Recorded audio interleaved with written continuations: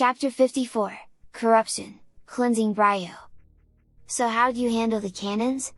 Gandrada asked suddenly, shattering the mood of quiet contemplation that had fallen over the table from her own revelation regarding the pirates and the Karak. While several glares were leveled her way at her seeming insensitivity to the mood, Rarity saw Gandrada's eyes slip away from Spike as he was pulled out of obviously unpleasant thoughts, and her own glare softened. Spike shook himself out of his reverie in response to Gandrada's question. Smiling, he sat back. That was actually rather fun, he admitted. Intense, too. The turret points were, of course, heavily defended, Samus explained. And a ground assault isn't exactly the most efficient. However, we worked out an effective strategy. Samus scans of the Tiamat turret showed her just how durable the thing was. However, it also revealed a few weak points. To power the turret, the pirates had loaded fuel gel canisters at 4 points, the caps on 3 of the points were controlled by another unit underneath the turret. That point could be targeted by her grapple beam, causing the 3 points to eject the fuel gel capsules for a time. Alright, here's the plan, Samus explained as she ducked back into the corridor leading to the turret. I'm going to stay under the turret and keep the points open. You run around outside, taking down as many pirates as you can and hitting the fuel gel capsules with your flame whenever you can. Got it, Spike agreed. The plan worked out quite well. As soon as Samus charged out, the pirate troops focused on her, leaving their backs open to Spike's assault. When they turned to face him, Samus pulled open the valve, releasing the fuel gel capsules. When the pirates turned to stop Samus, Spike destroyed one of the capsules. When the pirates spun to stop Spike, Samus opened the valves again. By the third time this was done, with the turret detonating, only one pirate troop was left standing, and he was so confused by the tactic that he actually ran away in tears. Seriously? Rainbow burst out in laughter. She wasn't the only one around the table who was laughing at that tidbit. Yup! Spike replied proudly. Of course, the defenses were stronger at the other turret, since he managed to warn them about our strategy. The pirates were split into 2 groups. One focused on Samus, while the other focused on me. Don't you just hate it when your enemies get smart? Gandrada asked expansively as she leaned back. Pinky turned to look at Applejack and giggled. Applejack just stared at her in confusion, not getting it. The second turret was secured differently. The control valve for the ammunition was secured underneath the turret, held by several clamps that were manually locked in place by levers scattered around the area. It was also guarded by paratroopers. Switch it up, Spike suggested. You stand by the ammo valve, I'll throw the levers. I'm faster on the ground or air than you, and the turret can't aim downward. Nodding, Samus moved to make the plan into action. While she focused on destroying as many pirates as she could while heading for under the turret, Spike raced around the outside of the area, taking to the air and flying low. Normally, the levers would have had to be pulled from the outside, but Spike was able to strike them hard enough with his tail as he passed to throw them. The turret tried to track him, but as he determined, it couldn't aim downward. As long as he stayed below it, he was safe. Once all the levers were thrown, the 3 fuel gel canister sets popped out. Samus destroyed them with quick shots of her phase and beam, causing the turret to self-destruct. With both turrets destroyed, we were able to call the ship in to destroy the second shield generator, Samus continued. With that down, there was nothing stopping us from going after the Leviathan core. So we flew the ship inside, Spike explained. It was unusual. Flying in through the only opening on the Leviathan, the ship landed in a sea of blue. Dark blue platforms rose out of the pale blue light of flowing phase-in. Tiny critters skittered all over the area, as floating organic platforms marked a path deeper inside. Massive glands pulsed, slowly generating more and more phase-in. An organic door was shielded by energy, though it resembled nothing so much as an oversized heart valve. Passing through the door, Spike and Samus saw a passage blocked 3 times by large growths. A few blasts to the vulnerable points were able to destroy them, granting them passage into the center of the Leviathan. Inside the center was a fully functional Maginer, one of the giant war golems built by the last Bryonian Lord of Science through a fusion of science and their native magic, now corrupted by the phase-in and drawing power from it. Spike and Samus braced themselves, certain in their minds that they would have to fight the behemoth in order to destroy the Leviathan's core. They weren't disappointed. As they approached, the Maginer activated, seizing 4 power core units from around the chamber to plug into itself. 3 were in the front in a triangle formation, 1 at each shoulder and 1 at the navel, while the last was high on the center of its back. Samus scans revealed that the orbs contained pure phase-in, and had to be completely depleted to shut down the Maginer. Since it was only a single target, the pair of hunters split, seeking to take it from both sides. Oddly, it focused entirely on Samus, possibly seeing her Chozo tech as an echo of its own maker's techniques. Samus focused on the orbs in front, while Spike locked on the one in back. While Samus leapt into the air to avoid the shockwaves released when it jumped, Spike took flight to avoid them completely. They were able to destroy the 2 orbs they were focused on. Samus' orb had shifted to the left shoulder before being destroyed, at the same time through a combination of phase-in beam and phase-it breath, causing the behemoth to roar in agony before encasing its feet in a phase-in shell, creating an energy barrier around its body. Samus rolled into Morph Ball, intending to use her bombs to shatter the crystals and break the barrier. However, the Maginer charged forward, trying to slam her with its fists. A quick shift to hyper mode shielded her from damage due to the shockwaves, and her bombs took out the crystals. As the behemoth staggered, dazed, Spike flew down and landed on the right shoulder just as the metal flap protecting the orb slid briefly open. Slamming his clenched fist in, he broke the shell of the orb, exposing the phase-in. Spike then unleashed his phase-it breath, exploding the orb. The Maginer immediately created another barrier, but Samus dealt with it the same way. As the beast staggered around, dazed, Samus and Spike combined their weapons' fire to obliterate the final orb, Samus' phase-in beam delivering the final blow. The Maginer exploded, releasing an immense wave of phase-in that overwhelmed both hunters. Spike was able to absorb and metabolize the phase-in that hit him completely, but Samus found herself saturated. She felt the phase-in seed inside her growing as it absorbed the phase-in energy from the explosion. Falling to her knees, she quickly disengaged her helmet to let herself vomit. As she retched, she was disgusted to see the electric blue coloration of her expulsion. Putting her helmet back on, she saw an alert from her suit. New functionality for PED suit. Hyper Ball obtained! While in hyper mode, you can no longer drop bombs. Instead, arcs of phase-in energy will lash from the Morph Ball to any nearby target, overloading and destroying it. Certain targets can only be destroyed in this manner. Alert! Hyper mode currently overcharged with absorbed phase-in. Seeing her body glowing with the light of phase-in, Samus quickly shifted to Morph Ball to destroy several flowers that had appeared. When the energy of the Hyper Ball had destroyed them, a surge of phase-in from the floor shot up to the ceiling, causing the bulbous core of the Leviathan to drop down, exposing its half-organic, half-mineral visage. Triggering her PED, Samus unleashed the overcharged levels of phase-in from her suit into the core, killing it. It collapsed and exploded violently. With that, Bryo was cleansed completely of all phase-in, Samus finished to the silent audience. Chapter 55, Corruption, City in the Clouds. So, destroying the Leviathan's core erased all the phase-in it had created? Twilight asked. How does that work? To be perfectly honest, I have no idea, Samus replied. I'm just glad it does. Don't think too hard about it, Twee, Rainbow cautioned with a shrug. Probably some meta whatever that would fry your brain. So, after that, we were sent to planet Elysia, Spike began. Elysium? Celestia asked, shocked. The Paradise Fields? No, Gore corrected. Elysia. A gas giant with a solid planet buried deep within its storms, a most unusual planetary configuration. There is a city in the clouds built by the Chozo, and, until the phase-in, had been maintained by a race of sapient robots of Chozo design. I had attempted to work with them to purge the Leviathan, but he looked away. I, too, had fallen victim to the corruption of the phase-in inside me.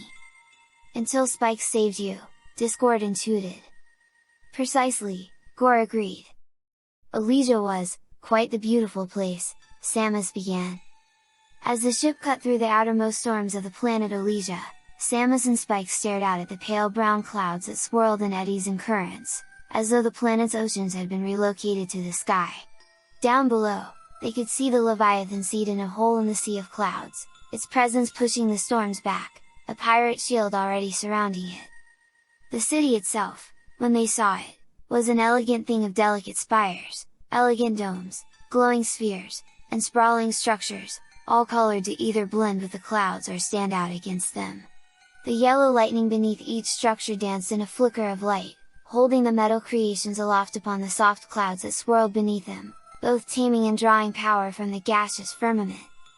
The ship came in for landing facing a large carving of a Chozo, its face bearing a welcoming expression as it looked upon the new arrivals. For a moment, Samus thought it might come alive.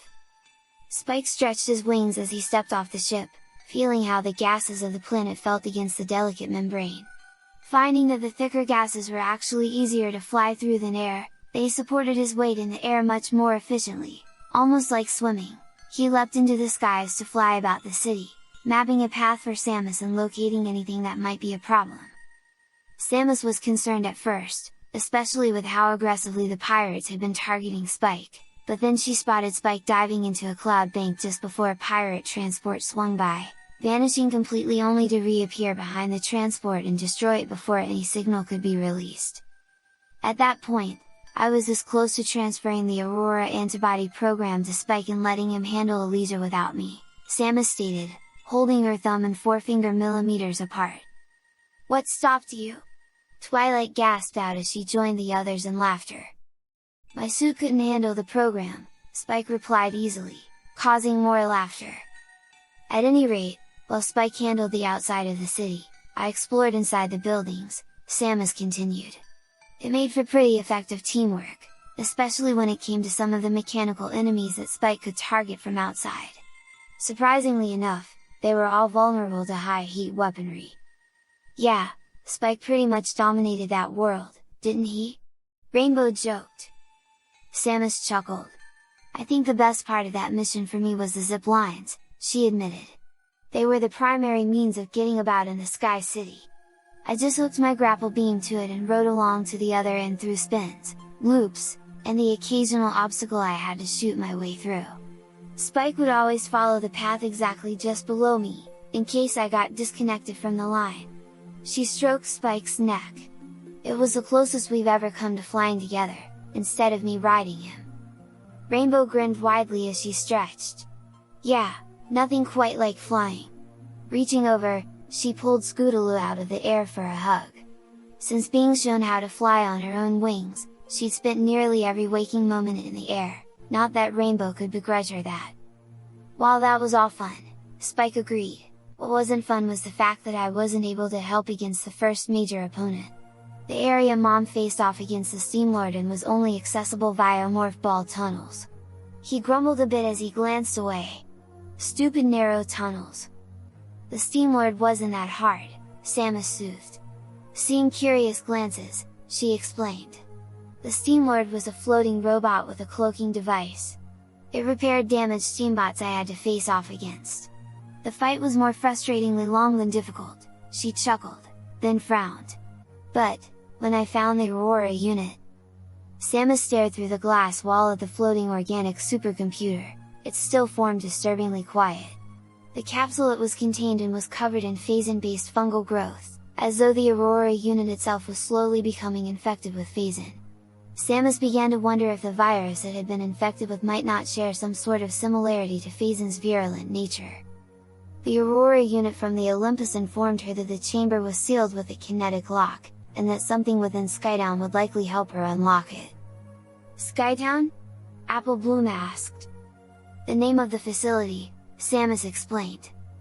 "This is where you get your boost ball back, isn't it?" Sweetie Belle asked. Samus chuckled. "Yup, that's what happened next. Though on the way, I spotted Gore's battle armor, with no Gore in it. Seeing that was worrisome." "Because you were concerned about what I might be up to?" Gore asked. "More, I was worried what would happen to you if you were corrupted and Spike found you without it," Samus replied, startling laughs from several listeners. Chapter 56, Corruption, Flesh and Steel. At any rate, Samus continued, after that, I had to find something that would allow me to open the kinetic lock. How did the kinetic lock work? Twilight asked curiously.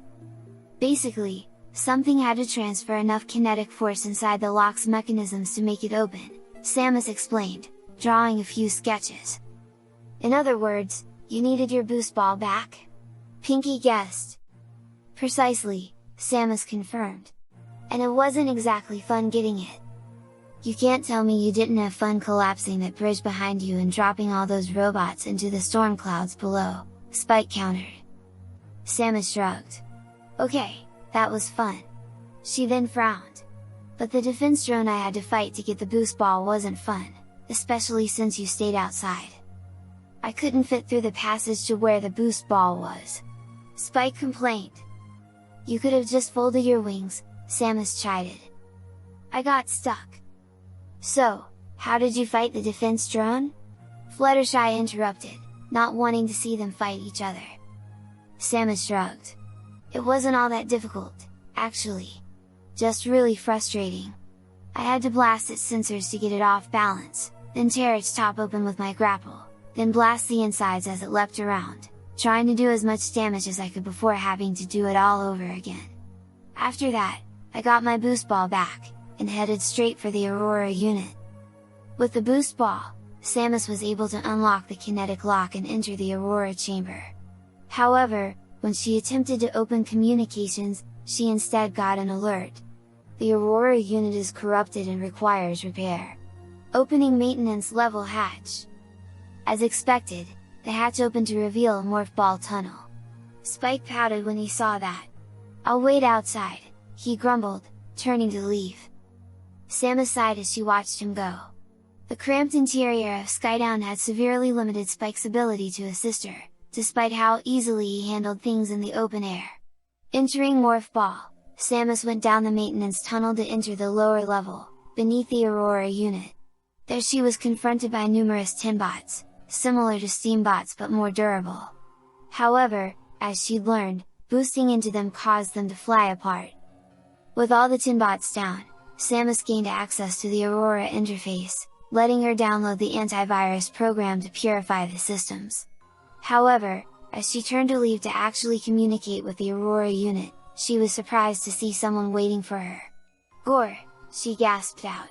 Are you alright? Why haven't you been communicating with us, or the Aurora unit? Gore twitched a bit, his circuitry glowing blue with phase-in. This turn of events is insignificant. He proclaimed. Here, I'll show you what I mean. Observe. His last word was barked out angrily as he spun, firing his plasma beam and severing the connections of several terminals. Samus ducked under the beam and did the only thing she could to minimize damage by opening fire. She managed to get one shot on the pet itself, causing Gore to fall back. When Gore stood back up, his body seemed to be acting on a different set of instructions than his head. As his body started to flee, he shouted out, "The network's been severed. You have no chance of destroying the seed, unless you restore the Aurora unit." As he fled, Samus realized what that meant. Spike! She called over her communicator. Gore's on the run, and I don't think he's been fully claimed by the corruption. I think he managed to segment off part of his brain to protect it. You were quite right, Samus, Gore pointed out as he leaned back. That's exactly what I did. As soon as I realized that the phase-in was corrupting me, I segmented most of my brain, and my machine empathy abilities, off, and sacrificed the rest to the phase-in. It was my hope I could use this to minimize the damage I inflicted, but... He shrugged. Once the phase-in claimed my entire body, there wasn't really much I could do. The fact that you were able to do anything at all is impressive, Luna countered softly. Well do I know the power of a corruptive influence on one's mind, and the guilt of it being one's own doing. That you preserved any part of yourself against the corruption's control is a testament to your strength of character. And besides that, can you imagine how much harder it would have been if your corrupted self could control the other machines in Skytown? Samus pointed out. We might never have gotten as far as the Aurora unit if they were acting on a plan, or if you'd reactivated the Aurora unit without purging it of the virus. Gore was silent for a time. I had not thought of that, he admitted. Besides, Spike admitted, that bit you protected saved you, too. Huh? Several voices asked in confusion. Spike chuckled. While Mom was discussing things with the Aurora unit, I tracked Gore's movements. He joined with his power armor, and then went after our ship. I didn't let him get that far. Spike growled deep in his throat as he saw Gore, once more in his power armor, leaping towards the ship. His armor was well designed for traversing the cloudy environment, and Spike followed along as silently as he could. This was going to be difficult. He needed a way to get Gore out of the armor if he was to work his plan to save him. He just hoped he knew enough tech to actually make it happen. Seeing Gore getting ready to attack the ship, Spike decided to act immediately. Diving forward, he slammed full force into Gore's side, knocking him away from the ship. Sending a command to the ship, it took off to get out of range of the battle. As Gore stood, Spike noticed he'd left dents in the metal of the armor where his claws impacted. If I can do that much damage as is. Shchukra! Spike barked, the hum of his armor vanishing as he lunged forward. He seized hold of the left arm unit of Gore's armor. If you can still hear me at all and act, I suggest disconnecting from this part of the armor now. Without waiting for a response, he flexed, tearing the left arm off, leaving Gore's arm intact. Wait, what? Rainbow demanded. I thought you were only adapted to a 20 grams world at that point. How did disengaging your armor on a gas giant make you that much stronger? Last I checked in physics, gas giants had, like, super strong gravity as compared to rock worlds. Elysia was, unique, Samus explained. Since it was, in essence, a rock world inside a gas giant, the gravity was, unusual. Down where the seed was, the gravity was 30 grams. The pressure of the storms could increase that to as high as 80 grams due to the added atmospheric pressure, like being deep underwater. However, up in Skydown, it was only half a gram. So having my armored arm ripped off hurt like hell, Gore explained. However, most of the pain was being diverted into the part of my mind that was corrupted, so each bit of damage gave me a bit more control, Gore continued to tell of the fight. It hurt like hell, feeling my body torn apart piece by piece, but the corruption was suffering more than I. Each piece torn from my body gave me more control. The corrupted part of me activated my hyper mode, trying to do enough damage to Spike with the remaining weapons to gain a foothold, but Spike unleashed his breath. I barely managed to pull my arm from the armor before the entire thing tore itself apart as the phase-it neutralized the phase-in. The pain, I nearly lost awareness, despite the segmenting. However, I held on. I had to help Spike stop me. As the last of the armor was torn away, I relaxed. Spike could destroy me now. The threat I presented would be ended. Hopefully, doing so would not hurt Spike too much. Then, much to my surprise, I heard Spike's voice. Gore, can you hear me? He was trying to communicate? I could hear him, but could I respond? I couldn't access my voice box, I couldn't control my servos, my optics. I could control those. I blinked them off and back on. He saw. Can you access the controls for the PED? I tried to focus on those, but they were beyond my reach. I blinked my optics off and on twice. I saw Spike's face fall, and then screw up in concentration. Can you reach it with your machine empathy? My machine empathy? I never would have thought to use that to access something that had been made a part of my cybernetic self. Touching those abilities, I discovered that my corrupted self apparently never thought of it either. I blinked my optics off and on once. Put it in reverse. Reverse? How would that work? I couldn't think how, but the insistence in Spike's voice, I had to try. Through a sheer effort of will as I felt the phase-in working away at my organic brain, I did so. The PED reversed its flow. Instead of pumping the phase-in through my systems as it had been, it started sucking the phase-in out of me, storing it inside itself. As more and more phase-in was drained from my body, I felt more and more of my systems coming under my control. I could access my voice box. It's working, I shouted out. Spike, it's working! I'm regaining control. Let me know when you have control of your limbs. Nodding, surprise of surprises, I could nod. I focused on my servos, struggling against the remains of the corruption. When I felt my limbs under my control again, I gently gripped Spike's wrist where he had hold of my neck, lowering my feet to the ground. Seeing me do so, Spike released my neck and instead seized the phase and processing core of my ped, where it was braced on my chest. I could see his face clearly, and he looked worried. This is going to hurt. It was all I could do not to laugh. It was surprisingly painful just to feel the phase drained out of me, like an addict being forcefully leached of his favorite drug. And then there was a burst of phased breath. Surely it couldn't be. I forgot I no longer had the corrupted portion of my brain to protect my core. And I had not realized that Spike intended to tear the core from my body so violently, especially not as it was absorbing the phase seed. Yeah, that definitely hurt. As I fell backward, I stared up as Spike ate the core just before it started to go critical. As I lay back on the ground, struggling just to maintain function, I saw Samus arrive, staring at us in shock. And then Spike lay his armored claw over the hole in my metal torso, and energy flowed from inside of him. My machine empathy. He'd absorbed an aspect of it, gaining the ability to feed his own energy into machines, and was using it to repair me.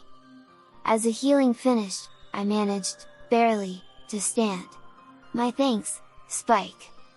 Gore fell silent as he finished the telling, his hand stroking his torso where no sign of any damage could be seen.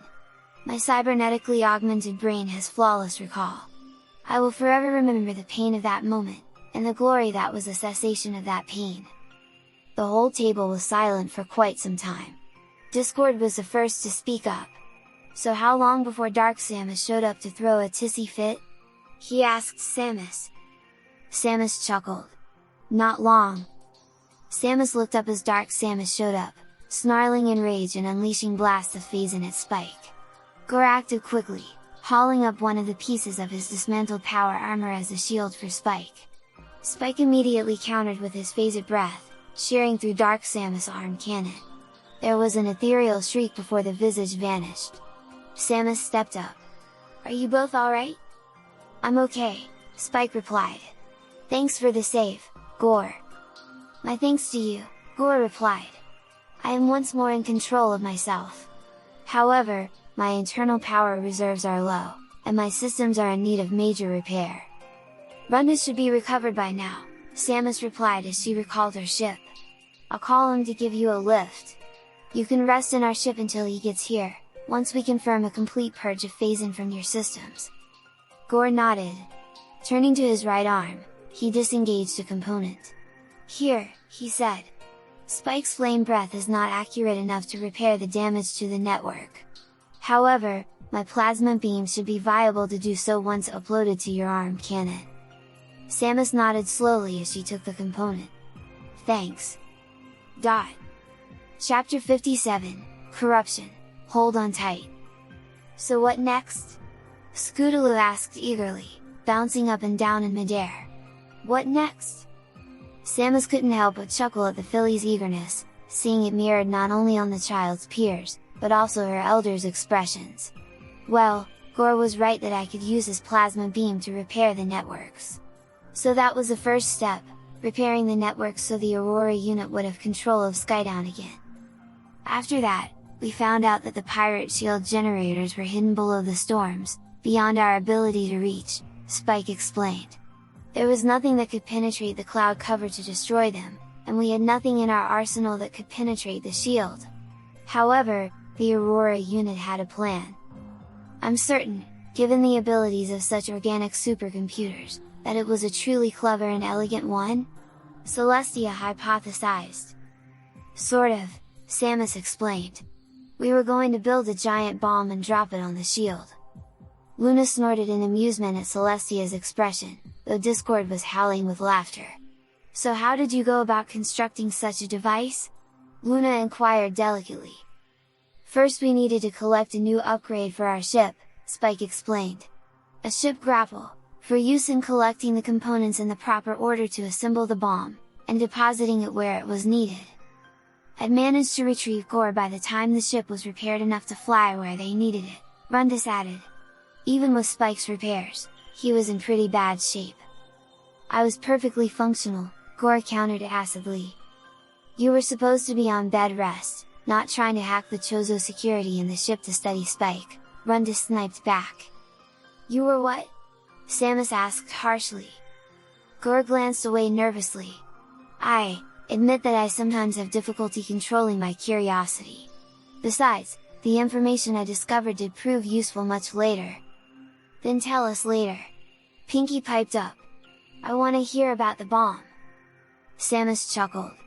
Well, first it was getting the upgrade, which proved to be difficult with the abilities I currently had. Beyond that, the area was too turbulent to risk riding Spike there. Thankfully, I remembered some parts of Bryo that I hadn't fully explored before. Given their alliance with the Chozo, I figured that they might have something I could use there. Landing in Bryo Fire, Samus made her way into the fuel gel refinery.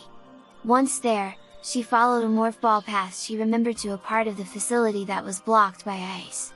While the location itself was one Spike could get to, melting the ice with her plasma beam unfortunately only revealed another morph ball tunnel. Samus passed through, emitting a beacon Spike could follow, in the hopes he could rejoin her from the air. Her path took her through a strange portal into a realm of frozen ice. Much to her surprise, no signals could travel from here, whether to her ship, to the Aurora unit, or to Spike.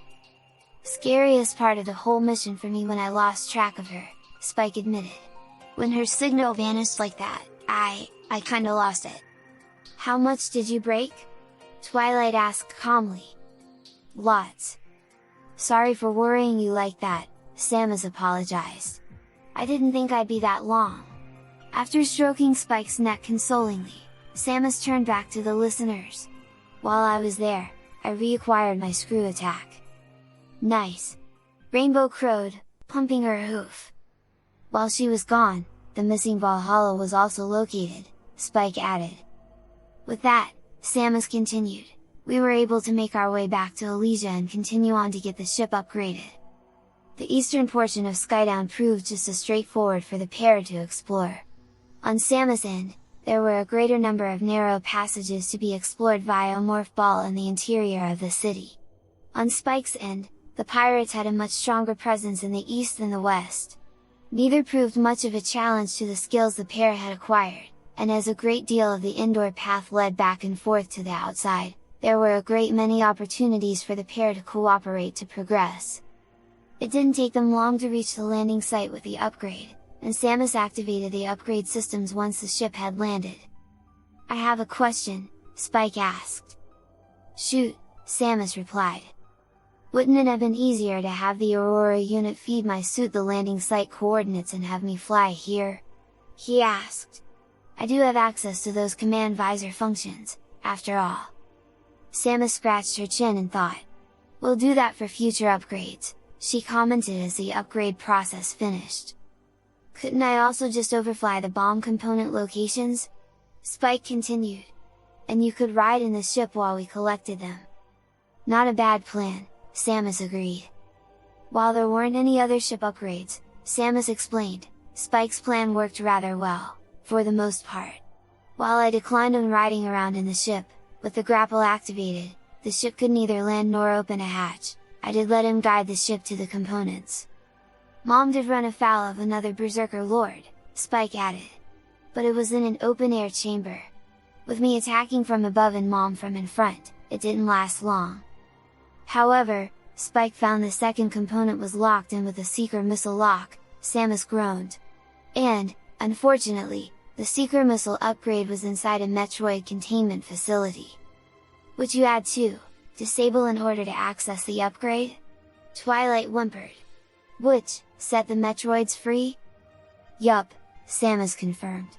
And the overexposure to Phazon had given these Metroids the ability to phase slightly out of normal reality, making it impossible for me to shoot them.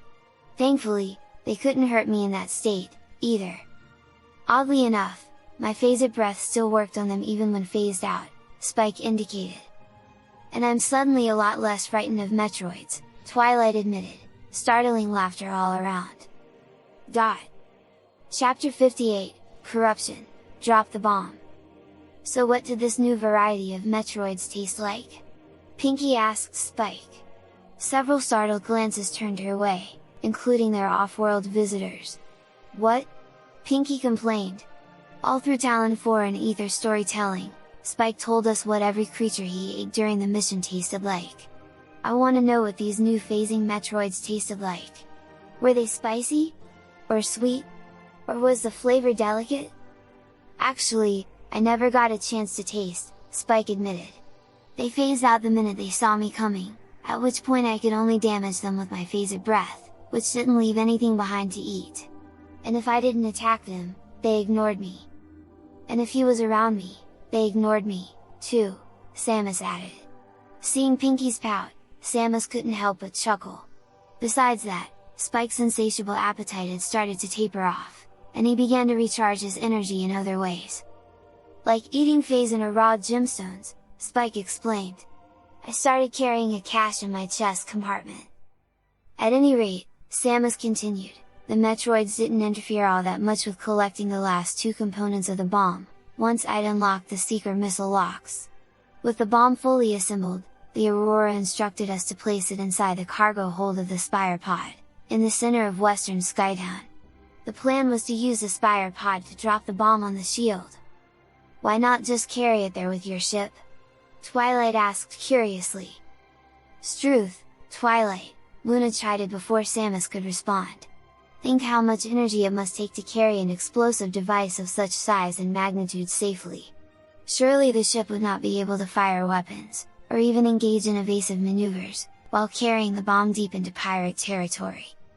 And having Spike fly defensively wouldn't be an option, either, Celestia added. Imagine what would happen if one lucky hit by the pirates, or one stray shot from Spike, hit the ship grapple. Precisely, Samus agreed. The Spire Pod could hold the bomb inside itself, and could support itself in flight for a good while even if it took a good amount of damage. It would also shield the bomb during the descent, so it didn't come apart on the way to the shield. I take it you and Spike defended the Spire Pod on its way there? Gore inferred. Yup, Spike confirmed. I guarded it from the air, while Mom stayed on board, both to shoot the pirates and to give the command to cut the engines when the time was right. After the Aurora unit migrated Skydown into range of the pirate shield, Samus made her way to the Spire Pod. Spike perched at the peak of the pod like a gargoyle, above where the bomb was stored. Once they were both in position, the Aurora unit disconnected the Spire Pod from the rest of Skydown, and the pod followed its pre-programmed course to the shield. Once the Spire Pod was on its way, Samus watched the Skydown return to its former position, disappearing into the clouds. For a brief moment, a feeling of total abandonment started to rise in her heart, but the distinctive sound of Spike stretching his armored wings banished those feelings. They were facing this together, and they didn't even need to speak to do so. The first wave of pirate assault was in their armored dropships, moving to both open fire and release both ground and air troopers to attack Samus and Spike. The dropships themselves were apparently going to focus on the pod, while the troops were to keep the hunters occupied. The first ship, however, was unable to accomplish that, as Spike dropped like a bolt from the heavens to smash into the engines, causing the ship to drop into the clouds. Its complement of air troopers managed to get out to attack, but those without jetpacks were doomed with their ship. Spike swept past the air troopers on his way to the next incoming dropship, managing to destroy one stabilizing pod each on two of them, causing them to spin crazily into each other and explode. Samus focused on the remaining ones, blasting them with both plasma beam and ice missiles. Another strategy she discovered quite by accident involved hitting the air trooper with a charged plasma shot, and then using her grapple lasso to tear the bindings of the overheated jetpack off, causing the pirate to drop to its death. Even with the two of them working together, they weren't able to prevent the Spire from taking any damage. However, its structural integrity was still quite sound by the time the last pirate attacker was taken down. The Spire Pod then moved sedately into position over the shield. The control terminal in one corner then activated, revealing the controls for the Spire's engines. Stepping up, Samus utilized the controls to disengage the three engines keeping the Spire afloat. The control systems for the spire announced that it would fall in 2 minutes. The escape pod promptly rose up out of the floor. Leaping inside, Samus activated the controls, only for the escape pod to shut down. Escape pod malfunction. The computerized voice announced. Opening maintenance hatch. You didn't think of checking on that before sending me on this suicide mission? She shouted angrily as she leapt out of the escape pod. So what did you do? Rainbow asked eagerly. Did you race around inside the control systems for the escape pod, desperate to repair it before the spire fell, dooming you with it? Nope, Samus replied. I raced to the side of the spire and leapt onto Spike's back. He carried me back to Skydown. Rainbow blinked. Oh, she replied, disappointment strong in her voice. I guess that makes more sense. Not as action-packed, though. This garnered several chuckles from those around her. Chapter 59, Corruption, Helios. Once everyone stopped chuckling, Samus continued the story. The bomb did exactly what it was supposed to, obliterating the pirate shield around the Leviathan. Unfortunately, the Leviathan itself was undamaged. Struth, pirate shields are impressive, Luna commented dryly. Were, Gandrata corrected slyly. So we flew down into the sea, Spike concluded. The inside of the second Leviathan seemed almost identical to the first one, at least as far as the initial landing area was concerned. The same dark coloration, the same mineral organic structures, the same floating platforms. The only difference was a bit of reddish tint here and there, and a different type of critter crawling around the chamber. Unfortunately for Spike, they were once again too small and explosive to be worth hunting for snacks. After opening another arterial valve-like door, the pair found the same sort of barriers they found in the first Leviathan. However, this time the weak spot was covered with an incredibly durable flower-like protrusion with 5 petals. A quick scan told Samus that they were only vulnerable to simultaneous impacts at the tips of the 5 thin petals. 2 quick seeker missile volleys solved that for each such bud, and the energy left behind by the destruction of the barriers was absorbed by the ped to replenish the missiles used. 1. The interior chamber had a great deal more red than the one in the first Leviathan had, and had very little phazon scattered around. As the pair entered, a hollow roar echoed within. A large metallic sphere dropped from the ceiling, possessing a single large red optic. It glared at Samus and Spike as it floated, surrounded by electrical energy. As he could feel something about to happen, Spike decided to try and act quickly. Charging forward, he tried to punch the sphere to smash it before it could act. However, before he could get close, he was blasted back by the energy field surrounding it. The sphere then opened up, revealing the core Spike had mistaken for an optic, surrounded by phazon energy. 2 tendrils unfolded, each with an optic at the tip. The same hollow roar echoed. Samus' scan visor identified the mechanical creature as Helios, a control unit for swarmbots, small bird-like mechanical creatures that they fought throughout Elysium. Spike, if we can hit it with enough shots, it'll overheat and expose its phazon-charged core. She called out. Got it? Spike replied groggily as he shook himself off. As he spoke, swarmbots flooded in, surrounding Helios, all of them charged with the same phazon. Spike attempted using his phased breath against the swarmbots, but the feedback shockwave that resulted knocked him head over tail. Damn, they've gotten better, he grumbled. They're generating an energy field around Helios, Samus pointed out. Stick with your flame breath. The pair quickly assaulted Helios with their strongest beam weapons, dodging out of the way as it used different formations of swarmbots to attack them. At first it pulled them into a tight sphere, trying to roll them down. Spike dealt with that by pulling Samus onto his back and taking to the air. The next formation created a wide disc, with 5 swarmbots acting as focal points to charge a massive energy discharge. A well-aimed seeker missile from Samus caused the energy charge to feed back into Helios, disorienting it for a time. The pair took advantage of the disorientation to unleash as much heat blasts as they could, but Helios recovered quickly. Scattering the swarmbots, it caused the tiny bots to take their more traditional swarms, charging up smaller blasts. Seeing a chance, Spike dove on Helios from above. The help of gravity allowed him to push through the protective energy field, slamming Helios into the ground and causing its armor to pop open. Samus quickly switched to hyper mode and unloaded all the phase and beam shots and charge shots she could until the converted tank ran dry.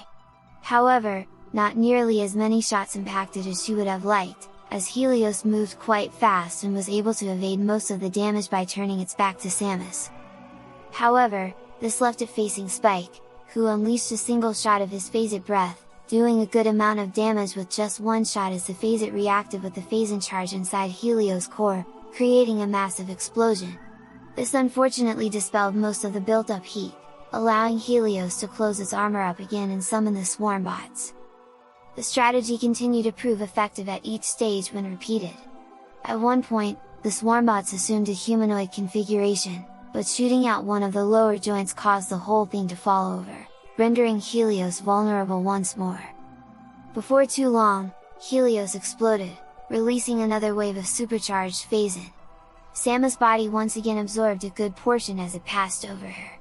She could feel the infection growing deep inside, and the flood of phase-in through her body, though she managed to resist throwing up this time, if only just barely. Her suit gave her a new alert as she found herself in a stable, supercharged hyper mode again. Hyper missile acquired. Phase-in has bonded to the missile launcher, enabling the firing of phase-in charged missiles in hyper mode. This does not deplete total missiles. These supercharged missiles can destroy certain phase-in energized structures that are otherwise indestructible. Useful, Samus thought to herself as several such structures erupted around the chamber, apparently exposed as a result of Helios' explosion. A hyper missile to each destroyed them, causing the Leviathan core to expose itself. Once again, Samus' suit automatically discharged the overload of phase-in into the core via the PED, causing it to explode, wiping out the phase-in throughout Elysium. And another one down, another one down, another one bites the dust. Pinkie Pie suddenly sang out. Pinkie! Twilight complained as many around giggled, including Samus and Spike. 1. Since I hadn't explained pickups any other way throughout the story. Chapter 60, Corruption, Enemy Territory. Once all the laughter stopped, Twilight looked up. So next you went to check out the Valhalla, right? Since the Aurora gave you its coordinates? Nope, Samus countered. It was a derelict, so there was no rush. But Gandrada was still on the pirate homeworld, and the Aurora unit had gotten a communication from her. So now we had the pirate homeworld's coordinates, knowledge that a Leviathan had crashed there before the pirate invasion of the sector, that the planet appeared to be transforming into pure phase-in, and that this was the last message sent by Gandrada before contact was lost, Spike explained. Yeah, that trip wasn't pleasant, Gandrada admitted ruefully. Had to hide a bit too much, which put an excessive drain on the PED and my own abilities. Corruption, gore and Rundus chorused. Exactly, Gandrada confirmed. Anyway, Samus continued, the Federation were planning a full-scale invasion of the pirate homeworld, but the 40 grams environment and heavy defensive artillery made a massed approach suicidal. So they asked us to go in, disable the defenses, and find what happened to Gandrada. It wasn't exactly easy, Spike elaborated. The pirate homeworld was a forbidding-looking place. The sky was dark orange with black clouds, and the rain was acidic as it poured from the sky. Nearly the entire pirate settlement was shielded against the acid rain, save areas where giant blue tendrils of pure phase-in swayed in the air as they stretched up from within the planet itself. Samus' ship was small and fast enough, and the cloak effective enough, that it could slip unnoticed through the planet's defense grid, flying over a river of phase-in through a large waste disposal tube to reach a viable landing site. As Samus and Spike disembarked from the ship, Spike grunted, feeling weighed down for the first time since his original growth spurt on Talon 4. This is, really strong gravity. He grunted. Samus rubbed her faceplate and thought. Could you handle the phase-in radiation from that river we flew over on the way in? She asked. Yeah, pretty easily, Spike replied. Despite the amount, the radiation level's rather low. Then get back in the ship, Samus instructed. Once they were both back in the ship, Samus flew back out over the river of phase-in before opening up the hatch. "Take a swim and catch up," she instructed before guiding the ship back to the landing site. Once Spike was in the phase-in, he immediately swam out to where the acid rain was falling. While it did hurt, the amount of phase-in he was swimming in healed him too fast for the rain to injure him too long. As he floated in the phase-in, his scales hardened, taking on a crystalline sheen. When he lifted himself out, the acid rain pinged off his scales as easily as normal rain, with about as much effect. "This adaptation didn't actually increase my defensive strength," Spike hastened to explain. "All it did was change the mineral nature of my scales to render them immune to acid and other similar environmental hazards." He flexed his body slightly, making the light reflect off his scales to show what he was talking about. "Much like the hazard shield I didn't collect till much later," Samus elaborated. Spike turned to continue the story, a bit flustered at how Rarity was cooing over his scales. "Once I was at full strength again, I flew out to meet up with Mom, staying low. Thankfully, all the defense turrets recognized me as Ridley, for some reason. Probably because they knew I wasn't immune to acid." As the group laughed at that, he and Samus continued the tale. Samus carefully stepped into an open area, finding it deluged by acid rain. She saw a pirate open a force field at the opposite end of the clearing, the field closing behind it. A message from the Aurora unit confirmed that this path led to a cargo supply route which led directly to the Leviathan. However, she currently didn't have the tech to interact with it. "Mom?" Spike called out over the comms. "You there?" "I'm here," Samus replied quietly. "Where are you?" "Above," Spike replied, trying not to attract attention. "Everything okay down there?" "Yeah. I'm going to start exploring, see if I can find a safe way through." "Good luck!" And that was a good portion of exploring the pirate homeworld, Samus continued. Spike lending spotting and occasional assistance from above while trying to avoid drawing attention, and me down below exploring the interior of the facilities. First priority was finding a way past the acid rain. Spike chuckled. "Not going to mention the 3 hours it took you to spot that one morph ball tunnel above the grip ledge?" he asked. "One. I wasn't planning on it, no," Samus growled as many present laughed. "To be fair, the pirates were quite good at hiding things like that," Gandrada indicated. "And they got better at it while dealing with me before I lost control." Her face fell as she thought about that time. "But I fixed that," Spike hastened to reassure her. Gandrada smiled mischievously at Spike. "Indeed you did," she purred. Spike quickly backed up from her, much to the amusement of many at the table. Celestia, however, noted that it seemed to upset the confident energy being in a way that struck her as somehow familiar. An inkling of suspicion began to worm its way into the Sun Princess' mind. 1. My own experience at that part of the game my first time through.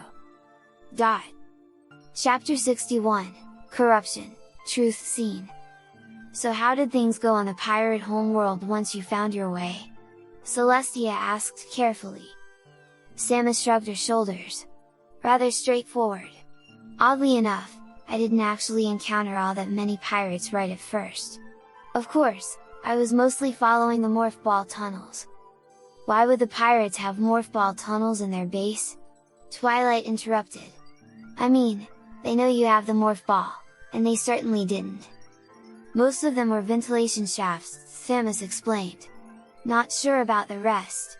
For all I know, Dark Samus ordered them to design it that way in the hopes I'd get further corrupted via phase and exposure." "Possible," Spike admitted. "That thing didn't think too clearly." "At any rate, it wasn't long before I found a new X-ray visor," Samus explained, "which allowed me to, amongst other things, interact with the space pirate security terminals and door controls, since I could use it to see what the code was to open it." As Mom continued, "We both picked up a distress signal from a Federation trooper," Spike added. "It was a bit of a sketchy signal." "Was it corrupted Gandrada trying to lure you into a trap?" Pinky asked. Gandrada's jaw dropped. "I'm glad I never had to fight you," she muttered. Even Spike didn't get it until he was face to face. "We did get a transmission of coordinates," Samus explained. "Since it would take a while for me to get there, I told Spike to fly there on his own and see what he could do about rendering assistance. So while Mom was making her way through the facility, I flew there directly," Spike explained. Oddly enough, a great many of the enclosed parts of the facility had openings that Iris opened for Ridley, and they continue to recognize me as such, for some reason. Not that I was going to complain. As Spike flew carefully through the pirate facility, doing his best to look like he belonged there, he followed the path that opened on his flight. He wasn't about to argue with that, since it was taking him exactly where he wanted to go, and it was easier and quieter than blasting through the walls. As the walls of the final chamber he was trying to reach opened, he spotted a Federation trooper under fire from 2 space pirate commandos. Without hesitation, he dropped down atop the commandos, shredding through their shielding with his claws before blasting them to bits with his breath. "Spike!" the Federation trooper called out, stepping out from his cover. "Thank the stars it's you! I thought I was a dead man! I think I can help you and Samus get to the seed!" With the path blocked by acid rain. Without warning, Spike spat a fireball at the trooper, making him duck. "Spike, what?" "Cut the act, Gandrada," Spike growled. "You've been corrupted. It's the only explanation for why, once I was here, you wouldn't reveal yourself. I can see the aura of your power surrounding you, and I can smell the phase poisoning your systems." Gandrada laughed wickedly as she resumed her true form, electric blue phase invading her body. Well, look who's all grown up and knows his stuff," she teased. "You know, Dark Samus is very unhappy with you." As she spoke, she began to saunter around Spike, strutting as they circled each other. "I'm crushed," Spike replied blandly. "And after I wanted her approval so badly. So now I'm going to have to punish you," Gandrada teased, smirking at him. "It seems like I'm not the only one who's been naughty," Spike replied. "Do I need to give you a spanking?" Gandrada laughed, but it wasn't a wicked laugh. "Only if it's you," she replied, for a brief moment in a normal voice, without the echo the phase and corruption was causing. Spike grinned widely. "And there you are," he murmured before firing off a blast of phase-it, making sure to aim so that Gandrada was able to dodge it. "What's that supposed to mean?" she demanded as she rolled out of the way, launching blasts of electrical energy at him in retaliation. Spike used his ice breath to make a wall of ice to deflect the electricity, before smashing it to launch the fragments at his foe. "I studied your condition," he shouted back, hurling chunks of the room at her between flame, frost, and phase-it breath. In the others, the phase and corruption is like a parasite, slowly corrupting them by filling them with the substance. But in you, it's more like a poison, as its energy slowly corrupts, consumes, and replaces yours. "Then you know how much has been replaced by now," Gandrada muttered, once more her voice more normal as she evaded. However, she was unable to dodge the full onslaught, and took several bad hits, making her stagger back. "Which is why I had to be sure you were still in there," Spike roared, charging forward. Grabbing Gandrada, he slammed her against the wall to daze her. "Because now I know I can still save you! And all I have to do is this!" Lunging forward, Spike locked his lips with Gandrada's, sucking the phase-in out of her and breathing his own flame back in to replenish her as he held her there. His plan proved quite effective, and before long the blue veins running through Gandrada's body turned green, lined with fire instead of phase-in. Her ped fell off of her with a clank as it lost its power with the destruction of the phase-in seed inside her, and she wrapped her arms around Spike's neck for balance. It was, of course, at exactly that moment that Samus caught up to Spike. "Ahem!" she coughed, crossing her arms and tapping her foot. Glancing back, Spike saw Samus staring at him. Glancing down at how Gandrada was smiling up at him, he suddenly realized how the situation could be misinterpreted. "It's not what it looks like!" he shouted out as he leapt back from Gandrada. Samus decided to wait on telling any more until everyone stopped laughing, and Spike stopped sulking about the laughter. Chapter 62, Corruption, Backtracking. Once the laughter finally died down, Rainbow was the first to speak up.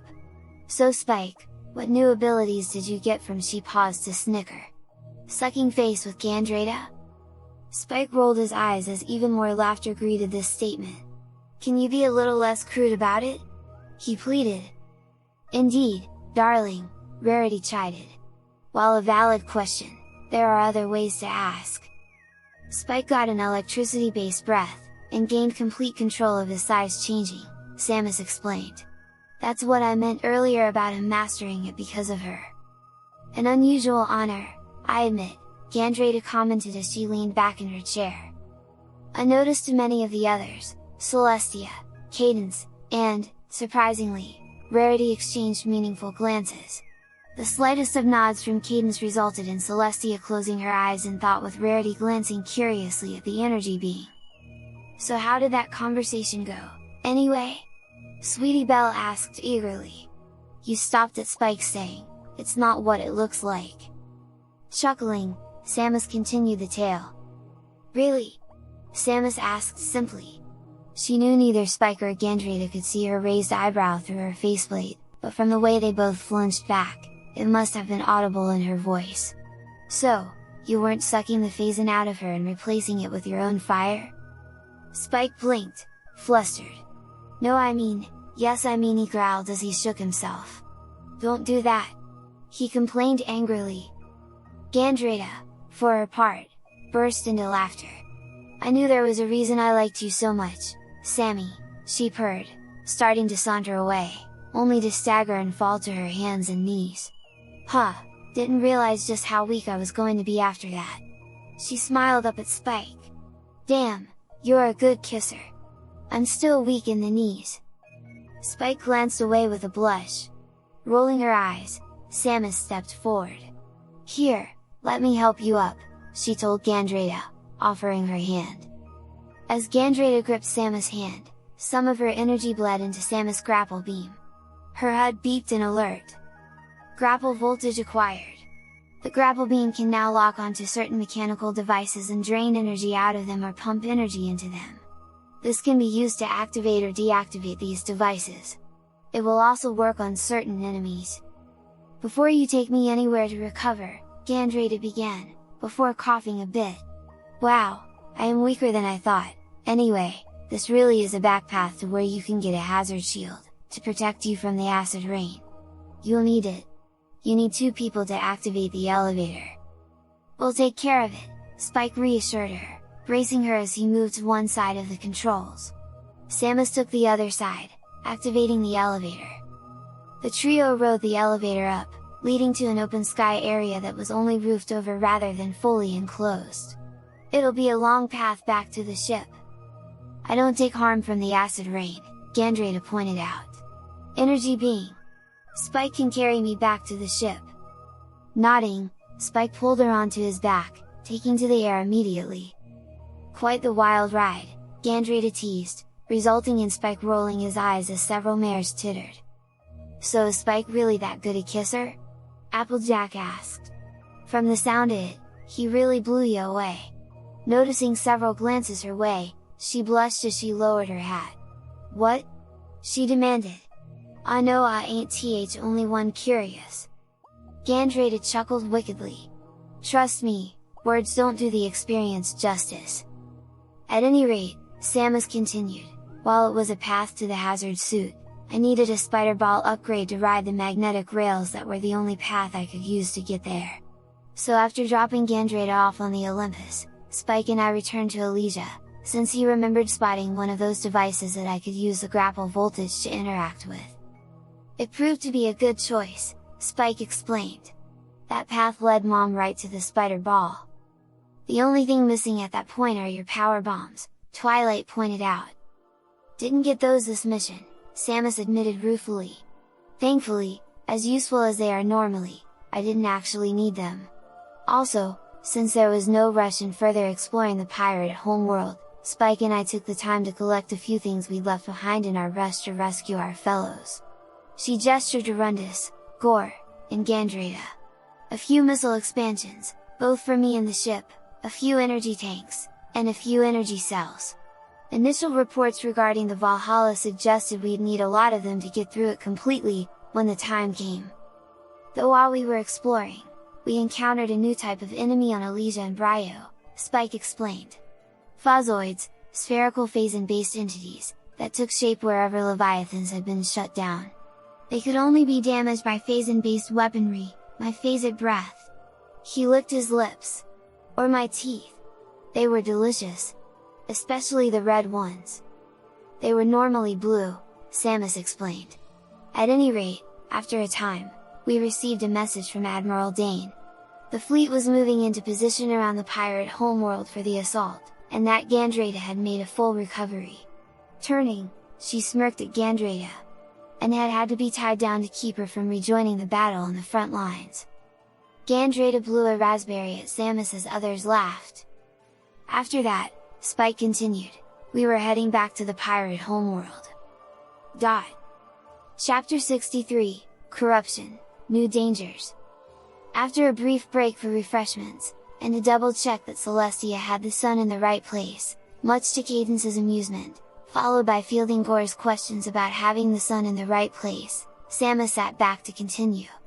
At any rate, the spider ball allowed me to get into a lot of places I couldn't before, and it didn't mean getting into them alone anymore, since Spike could now shrink to morph ball size and crawl along the tunnels with me. It was such a relief to have that ability finally, Spike proclaimed happily. It meant I could stick with Mom no matter what. Not to mention making the ship a lot more comfortable, Samus indicated. While it could house us both with him at full size, it didn't leave much room to move about inside. With Spike able to shrink down, we were able to move about easily. And I could sit in her lap, Spike added happily, shrinking down until he could sit in Samus' lap, resulting in many da's. Samus chuckled, patting his head as she continued. At any rate, as we headed back towards where we needed to go so I could get a hazard suit upgrade, we got a communication about the location of the control unit for the pirate base's shield generator. We needed to shut it down to let the fleet in.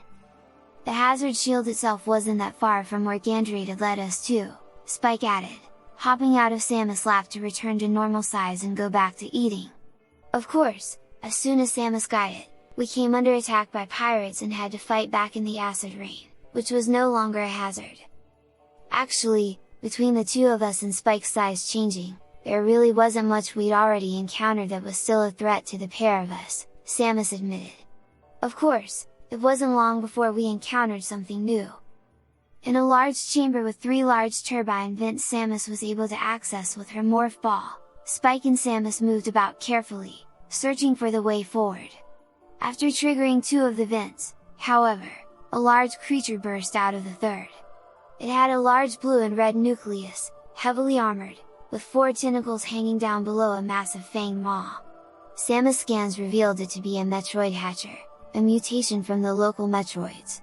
While it couldn't phase, the armor was rendered impervious to nearly all weaponry, including Spike's phasic breath, and could only be slain by damaging its neural pathways via the removal of all 4 energy-draining tentacles. However, the tentacles moved too fast to be dealt with easily, and unlike the Hunter Metroids of Talon 4, the entire tentacle could drain energy, not just the tips. Spike was forced to stay back during the first portion of the battle, acting as distraction and charge target while Samus focused on the tentacles, locking onto them with her seeker missile until the hatcher withdrew them into its body to recover. At that point it started releasing the local strain of Metroids from its maw, which it could apparently control and command. At that point, Spike lunged forward, catching hold of the beast and stunning it with a frost breath into its maw. His frost breath also proved effective on the released Metroids when caught off guard. Once it was stunned, Spike grabbed hold of one tentacle with a claw, gritting his teeth against the energy drain. Samus latched onto another with her grapple beam. With grunts of effort, they each tore the tentacle they had hold of from the creature's body, causing it to roar in pain. Once that was done, the beast reared back to fight again, and Spike and Samus repeated the sequence. The creature was more careful the second time around, but it was still outmatched by the 2-pronged assault. "Hooey!" Applejack gasped out at the end of the description of the fight. "Bet those things were a doozy tough fight!" "At least until I got the Nova Beam," Samus replied. "Nova Beam?" Twilight asked. "Another added effect for my beam weapon," Samus explained. "It let me fire shots at ultra-high frequency modulations, which let the shots pass through most types of armor. Not only that, but combined with the X-ray visor, I could lock onto a nerve center and shoot straight through that for an instant kill. Worked on most pirate enemies, and the Metroid hatchers. Awesome, Rainbow shouted out as she took further notes. How'd you get it? Scootaloo asked eagerly. Well, first we had to get to a mining site. Samus began. After using a large drilling mechanism to open a new path, the pair followed along back to the outside. A heavily armored phase and harvester drone proved a bit of an obstacle since it could not be destroyed, but Spike found it could be stunned by heavy kinetic impacts to its blast focus, so he clung to it and punched it every time it became unstunned. This allowed Samus to progress readily. Eventually, they reached the phase mining site. The Nova Beam, which Samus knew she needed, was suspended atop a mining laser that cycled between cutting up the phase and sucking up the deposits. So, what's the plan? Spike asked. Break the laser, Samus replied. Good plan. Going down into the phase and deposit region, they came under attack by several pirate troops. I have an idea for how to break it, Spike suggested. Go for it, Samus instructed firmly. While the laser was breaking up phase and deposits, Spike and Samus held the attacking pirates at bay. When it was sucking up the deposits, however, Spike and Samus stayed well back, gripping the ground as they blasted the pirates into the suction. When a pirate smashed into the mining laser, it extended an alert sensor with 4 energy shields. Samus and Spike focused their fire on the shields. When one went down, more pirates attacked and the sensor was withdrawn, the laser returning to its normal cycle. After 3 more rounds of that, the laser fell, completely broken, to smash into the ground. Samus then leapt up to collect the Nova Beam.